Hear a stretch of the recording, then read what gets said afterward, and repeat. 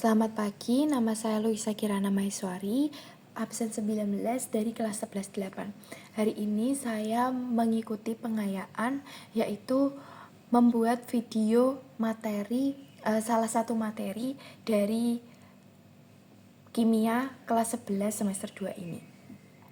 Saya mengambil materi minyak bumi yang akan saya jelaskan berikut ini. Yang pertama merupakan pengertian dari minyak bumi. Minyak bumi adalah campuran kompleks dari senyawa hidrokarbon baik alkana, sikloalkana, maupun aromatik yang terbentuk secara alami dari sisa-sisa organisme laut, plankton, dan hewan laut mikroskopik yang terendap dan terdekomposisi selama jutaan tahun di bawah tekanan dan suhu yang tinggi. Kemudian ada proses terbentuknya minyak bumi. Yang pertama, organisme laut mati. Nah, pada saat organisme laut ini mati, dia akan tenggelam ke dasar laut, kemudian sisa-sisa organisme tertimbun lumpur, pasir, dan batuan di dasar laut. Kemudian, karena adanya tekanan dan suhu yang tinggi selama jutaan tahun, mengubah lapisan lumpur menjadi batuan sedimen. Kemudian yang keempat, penguraian oleh bakteri anaerob. Bakteri yang hidup tanpa oksigen ini menguraikan sisa organisme menjadi minyak bumi dan gas alam. Kemudian migrasi minyak bumi. Minyak bumi bergerak melalui batuan berpori menuju tempat yang lebih tinggi. Kemudian dia terperangkap di bawah batuan kedap. Nah, saat terperangkap ini, mereka terkumpul di bawah lapisan batuan keras yang kedap air dan gas. Nah, ada juga komposisi minyak bumi. Komponen utama dari senyawa hidrokarbon, yaitu hidrokarbon alifatik, rantai lurus atau yang biasanya disebut alkana atau normal parafin. Kemudian hidrokarbon siklik yang biasa disebut sikloalkana atau sikloparafin. Kemudian hidrokarbon alifatik, rantai bercabang, isoalkana atau isoparafin. Kemudian hidrokarbon aromatik, yaitu dia ini memiliki struktur cincin segi 6 dengan ikatan rangkap 2 selang-seling. Kemudian unsur lain dalam minyak mentan jumlah kecil, yaitu ada belerang, oksigen, nitrogen, dan karbon dioksida. Kemudian teknik pemisahan minyak bumi memiliki 2 tahap utama, yaitu tahap pertama bisa disebut primary processing atau distilasi bertingkat. Nah, distilasi bertingkat ini memiliki proses dalam kolom bertingkat. Hasil fraksinya yaitu gas alam, cair, gas LPG, petroleum water, bensin, kerosin, minyak tanah, solar, oli, lilin, dan aspal. Kemudian tahap yang kedua yaitu secondary processing, bertujuan untuk memperbaiki mutu dan mengolah lebih lanjut hasil dari tahap pertama. Nah, proses yang dilakukan yaitu cracking, ekstraksi, kristalisasi, kemudian treating.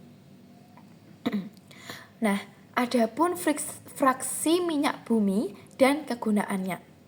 Fraksi yang pertama yaitu gas, rantainya C1 sampai C4, titik didihnya kurang dari 30 derajat. Nah, kegunaannya yaitu gas LPG. Kemudian petroleum ether. Rantai C-nya C5 sampai C6, titik didihnya 30 sampai 90. Kegunaannya melarutkan yang bersifat nonpolar dalam reaksi kimia.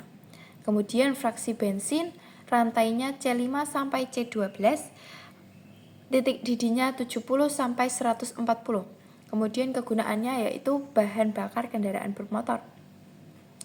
Kemudian nafta, rantai C-nya C9 sampai C12 memiliki titik didih 175 sampai 200 derajat Celcius. Kemudian kegunaannya yaitu bahan pembuatan atau sintetis senyawa dalam produk cat, kosmetik, plastik, karet, dan deterjen. Kemudian minyak tanah atau kerosin, atau yang biasa disebut juga aftur. memiliki rantai C1 sampai C12, kemudian titik didihnya 175 sampai 275 derajat Celcius, yaitu sebagai bahan bakar kompor tradisional dan aftur sebagai bahan bakar pesawat. Kemudian pelumas atau oli memiliki rantai C18 sampai C20. Titik didihnya yaitu 350 ke atas sebagai pelumas atau oli di dalam berbagai mesin kendaraan bahan untuk melindungi komponen yang berasal dari logam saat terjadinya gesekan. Nah, kemudian ada juga minyak bakar yaitu fuel oil, yaitu rantai C-nya C20.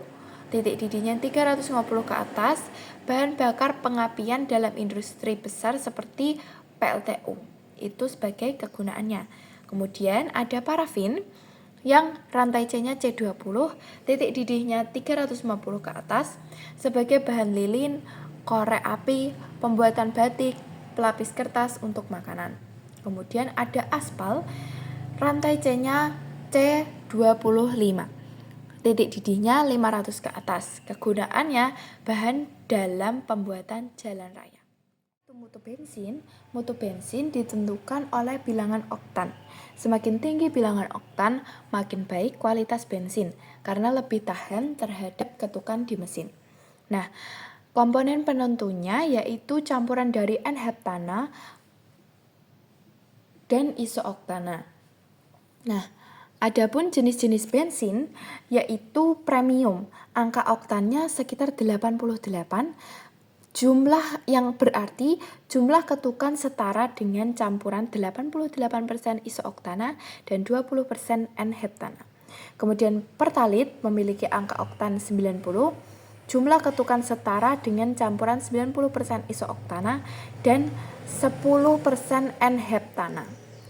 Pertamax yaitu memiliki angka oktan 92, jumlah ketukan setara dengan campuran 92% isooktana dan 8% N-heptana.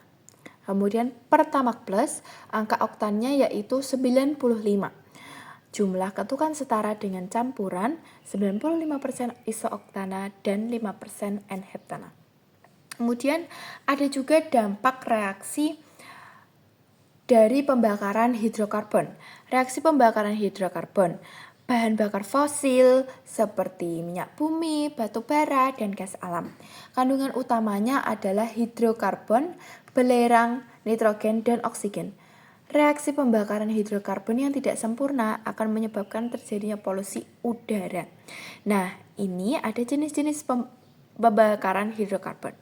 Reaksi pembakaran sempurna, senyawa hidrokarbon menghasilkan gas karbon dioksida CO2 dan uap air H2O.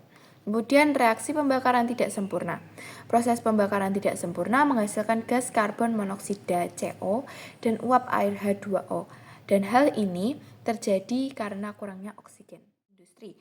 Nah, hal ini juga memberikan dampak negatif terhadap pencemaran lingkungan. Beberapa gas yang timbul pada pembakaran hidrokarbon antara lain gas karbon dioksida CO2, kemudian gas karbon monoksida CO. Nah, kemudian ada partikulat berupa karbon C dan timbal Pb, kemudian gas SO2 dan NO2, NO3. Nah, bagaimana cara kita mengatasi dampak pembakaran hidrokarbon ini? Yaitu melalui penghijauan, kemudian menggunakan bahan bakar alternatif yang ramah lingkungan, kemudian menggunakan tenaga surya dan sel bahan bakar, penggunaan konverter katalitik pada sistem buangan kendaraan atau knalpot, penggunaan EV sistem bahan bakar. Terima kasih, semoga video pembelajaran kali ini dapat bermanfaat dan dapat memperbaiki nilai saya. Terima kasih.